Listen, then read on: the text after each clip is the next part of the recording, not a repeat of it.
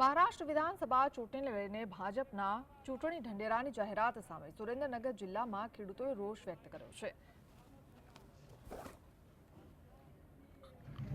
મહારાષ્ટ્રના ખેડૂતોના દેવા માફી તેમજ મહિલાને 2100 રૂપિયા દર મહિને આપવાની ભાજપે ચૂંટણી ઢંઢેરાની જાહેરાત કરી છે। ત્યારે સુરેન્દ્રનગરના ખેડૂતોએ આક્ષેપ કર્યો છે કે ગુજરાત સિવાય જ્યાં ભાજપ સરકાર છે ત્યાં મોટી મોટી જાહેરાતો થાય છે અને ગુજરાતના પણ નેતાઓ કેન્દ્રમાં છે, પરંતુ ગુજરાતના ખેડૂતોને લાભ મળતો નથી તેવો ખેડૂતોએ આક્ષેપ કર્યો છે। સોશિયલ મીડિયાના માધ્યમથી ખેડૂતોએ રોષ વ્યક્ત કરતા ગુજરાતના ખેડૂતોના પણ દેવા માફ કરવામાં આવે તેવી માંગ કરી છે।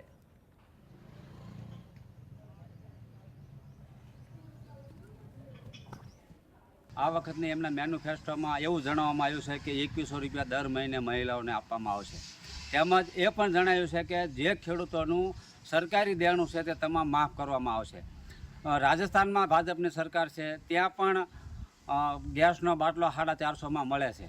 તો તમામ ભાજપના મુખ્ય ટોચના નેતા ગુજરાતના છે, અમિત શાહ જોઈ લો કે આપણા જે વડાપ્રધાન સાહેબ જોઈ લો, તમામ સંગઠન કે તમામ ભાજપનું છે, તો ગુજરાતને કેમ કંઈ આપવામાં નથી આવતું?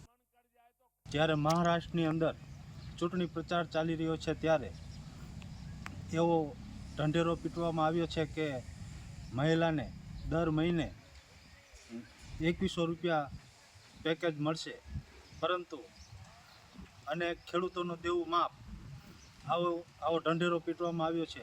જ્યારે ગુજરાતમાં દર ચૂંટણીએ ભાજપને ગુજરાતની જનતાએ ખોબલે ને ધોબલે મત આપ્યા છે।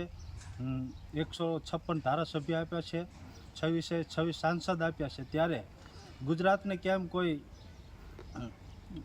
આ સરકાર લાભ આપતી નથી?